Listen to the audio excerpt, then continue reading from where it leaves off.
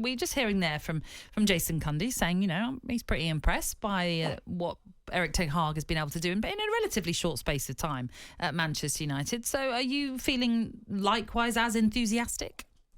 Well, there's definitely a better structure. It seems like what you got an idea that what's going to happen next rather than everyone just making up as they go along.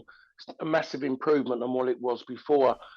And now they're kind of winning games, and you can see why they're winning games. Where before there was a lot of good fortune was going on in United, and they were just scraping by in games, just doing enough, relying on individuals to get them over the line.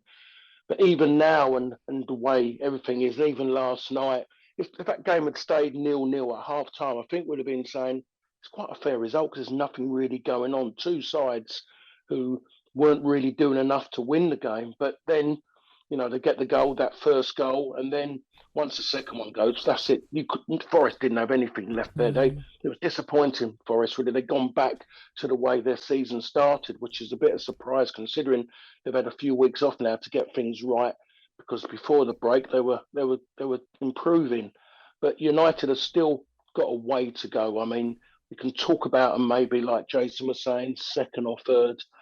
To win it, not a chance. Not a chance. When you just look at Arsenal, you look at Man City, and even look at Newcastle, United are just not near them. They just haven't got that bit yet.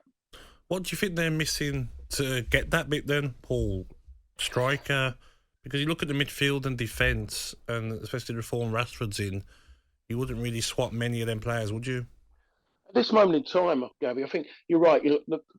The thing that's happened since he's been there, Ten Hag, is that he's improved the defence. The defence was a shambles in the way it was. It was all over the place, not organised enough.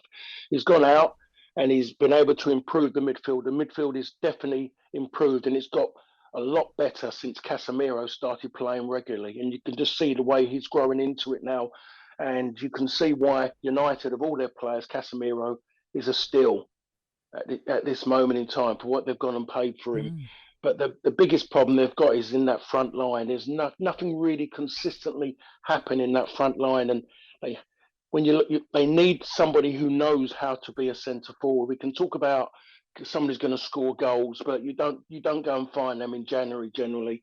You just want someone to come in who knows how to play the line, and then everything around it. If the right decisions are made in with passing, and the opportunities are there, then that person might just find his feet and get some goals in. But it's the front line at the moment, no centre forward, and there's not enough consistency from the wide players as there was last night, because it was quite poor width-wise for Manchester United. Yes, Marcus Rashford scored, and he's on a good run of scoring goals, but in general play, we have to look, the wide players are not doing their jobs. Okay, so you're suggesting there that there's still obviously work to do going forward for Manchester United in the forward areas, is what I mean. But with Marcus Rashford, do you feel as though he's getting back to being that Marcus Rashford that burst onto the scene? I think Marcus Rashford, his strength, he's the one strength he's got is that he's instinctive in what he does. If he plays what his strength is and then be instinctive, then bang, yes, he'll go out and score goals. You put a ball in front of him, he goes bang, hits the target as he did last night. But it's about when he has too much time on the ball. And we saw in a lot of periods after during that game is that he runs into players hoping to get through them. And with someone with his pace, all you want him to do really is just to pass and move, and not maybe have too many touches with space around him. Just pass and move rather than trying to dribble into sometimes a lot of cul-de-sacs, as he done in quite a few occasions in that game. And we look at Antony on the other side, and he never got going at all. He done a great job defensively, just in front of Wan-Bissaka. But the main bit you pay all that money for is adding something in the final third, and didn't add anything at all. Garnacho come on and done more than what he done in the end. I wanted to ask you about the situation with Jadon Sancho. Still a young player, we forget, even though he's done so much so soon at Dortmund and with England. What would you like to happen with him, and what do you think? What sort of help do you think he's getting off the field now to get his mind back, to get him back at Manchester United and performing, because Rashford didn't look like he was interested last season in parts. You know, his head wasn't there. And do you reckon something's happened off the field to help Rashford get back to the form he's in now? Well, I mean, it's only those individuals can maybe come out and actually tell us exactly, you know, what's going on in their lives at this moment in time. I think when I was playing, Gabby, the old adage was whatever's going on in your life, cross that white line for 90 minutes. Nothing can stop you doing that. Just enjoy that moment and get on with it. And when you cross the other side, you deal with it. And that's how it was. I don't see why that has to change too much, because it's a game that we're all supposed to love. It's all what he wanted to do as kids. So you look to the individual. If he doesn't want to talk about it, he's got to sort it out. And if Sancho's got issues, then he's got to go and deal with that. But he should be looking at his football to help him get over the line. That's the remedy, is the football. If he starts playing it, he'll get right, and that will make him everything better in his head at some point. That's if he's loving what he's doing at this moment in time. But if he does come back, I think, well, at the moment, I think he realised there's a big difference between playing in the Bundesliga than playing in English football, Premier League football. There's a big difference. You don't get as much space.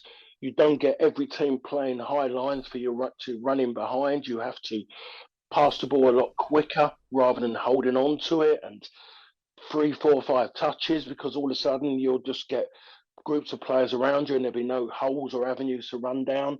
So I think it's just about a learning experience of playing in the Premier League that a lot of it has been the problem. One touch and move and then get it back, rather than trying to run at one person, drag it back, run it again, drag it back the other way, and chop it back. I don't know. That's the way his game was, and he never achieved anything. Yes, he scored, I think, 3 goals this season. I think he scored a very important goal against Arsenal that made a difference to United at Old Trafford. But I think he just needs to come back, and he just needs to look around him, realise where he is, and then he's just got to get on and enjoy his football. So what is the best then that you think Manchester United can hope for this season? Because by the sound of it, you were sort of quelling all the hype that's sort of emerged since that victory yesterday. And maybe Nottingham Forest aren't the right side to be really understanding where Man United are right now, because they weren't at the races themselves yesterday, Forest. But what is the best then you think United can hope for? I think I'm just being realistic about United yesterday. It was the first game back after 6 weeks off. Nottingham Forest was seriously disappointed. I think everyone expected them to really have a go, fire in their belly, playing at Old Trafford. They were disappointing. United had too many players who weren't right. A lot of balls given away so many times by both sides. But United, as expected, come through. The scoreline 3-0. I don't know. The best that come out of the game is that first game back after the last game against Fulham, to go and get 3 points in the last game and then get a point back after the break, 3 points back after the break as well. It's fantastic. Mm-hmm. United, I believe, will finish in the Champions League spot. I don't think they won't have an active part in the Premier League title at all. It's just about Champions League, and I think they will get Champions League spot. They go and get a centre forward, and I would say that I'd guarantee they'll get a Champions League spot. Everybody wants a centre forward, it feels. That's the problem, isn't it? Paul, it's always a delight to hear from you. Thank you for being with us this morning. Paul Parker, then former Manchester United defender, joining us there to reflect upon United's victory over Nottingham Forest. He's sort of playing it down a little bit and saying there's still more improvements to be made by Erik ten Hag before we can really consider them as a title challenger, as Gabby Agbonlahor was saying. Man United fans, I can't win, can I? I can't win when I'm always on their case. Now I'm being nice and say they should be battling for the title. They're saying no, we're happy with top 4. It's a shame that Manchester United, the size of their club, can be happy with top 4. Oh, here we go. You see, you're trying to win them over, and now there's that fight once again. All right, we'll take another break. This is talkSPORT. talkSPORT Breakfast, waking you up Monday to Friday morning from 6 a.m. on AM, on DAB, via the talkSPORT app and on your smart speaker. talkSPORT.